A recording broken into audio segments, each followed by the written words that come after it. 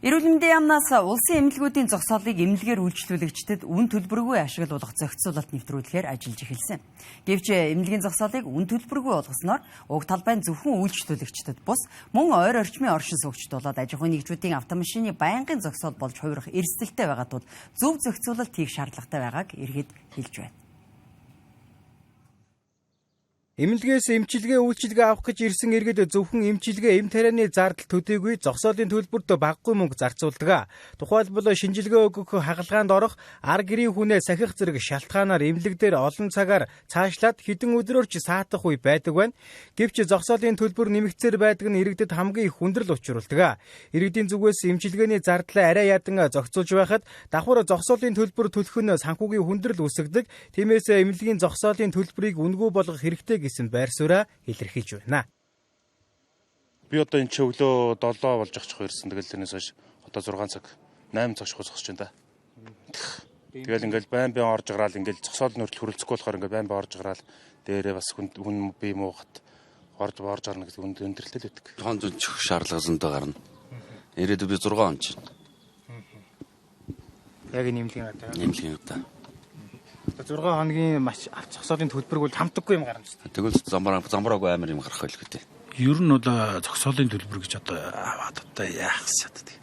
Ер нь бол нэг хатуухан шиг л турж өгөх гэж байгаа юм шиг ер нь бол тийм шүү дээ. Энд чи хүн жаргал өсч яваагүй шүү дээ. Тэр наадам баяр өсөл дээр бол авах нэгтгэх юм байна. Хүн чинь зовж яваа шүү. Бас нэгээ эмчлүүлэх гэл ингээ явж байгаа үед бол надад бол дэмэл санагдчихна. Мэдээж ингээд олон цагаар зогсохоор мэдээж 30-40 мянган төгрөг гарна. Бид нар чинь бас нэг тариа уншихаар бас 20-30 мянган төгрөг авна. Тэгэхээр хүндрэлтэй л байна. Зогсоолын төлбөр өгж байгаа юугаараа бас ядаж нэг өвчин рүүг нэг юм тариа ч юм оруулах юм жишээ нь тий. Одоо зарим нэг нь хөнгөлтөхгүй болцсон, зарим нэг юм нь хөнгөлтөө янз янз байгаа шүү дээ. Ажилтай ажиллах хүмүүс ч зөндөлөх шүү дээ. Тэгэхээр чи нэг л адаглаад нэг зогсоолын төлбөр тэгээ болоо ч тийм ээ. Гисэн хэдий ч эмнэлгийн зогсоолыг үн төлбөргүй болгосноор зарим эрсдэл үүсч болзошгүй байна. Тодорхойлбол уг талбай зөвхөн эмнэлгийн үйлчлүүлэгчдэд бус ойр орчмын оршин суугчид болон аж ахуй нэгжүүдийн автомашины байнгын зогсоол болж хувирах эрсдэлтэй. Иймээс үн төлбөргүй үйлчилгээ үзүүлэхийн зэрэгцээ зөвхөн эмнэлгийн үйлчилгээ авч буй иргэдэд зориулсан хяналтын тогтолцоог бий болгох шаардлагатай байгааг мэргэжилтнүүд онцолж байна. Хэрвээ тэр чигтээ үнгүй болгочод манай найрч нэг хувийн эмнэлгүүд тэгээд офсууд их байдаг. Хоорон хэд шүүгчийн зөвлөмжтэй хажууд прокурор тэгээд хажууд ашуусын сургууль нэг хувийн байгууллагууд ихтэй тэдний машинууд нэрхийдээ тавиад байна. Одоо ч ихтэй хамаас нэг төр үнгүй юу яасан бэ? Тэнгууд ихвчлэн энэ офсийнхаа өсөө ирээд ихтэй тавьчаад байна.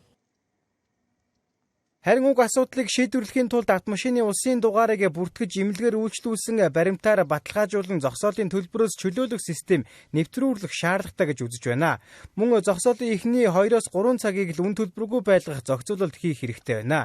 Ингэснээр эмнэлгийн зогсоолыг зөвхөн зорилттой бүлэг буюу эмнэлгийн тусламж үйлчилгээ авахар ирсэн иргэдэд үн төлбөргүй ашиглах зүйл бүрдэх бөгөөд зогсоолын хүрэлцэн ашиглалтыг илүү үр дүнтэй ашигтай зохион байгуулах боломжтой гэж мэргэжилтнүүд үзэж байна.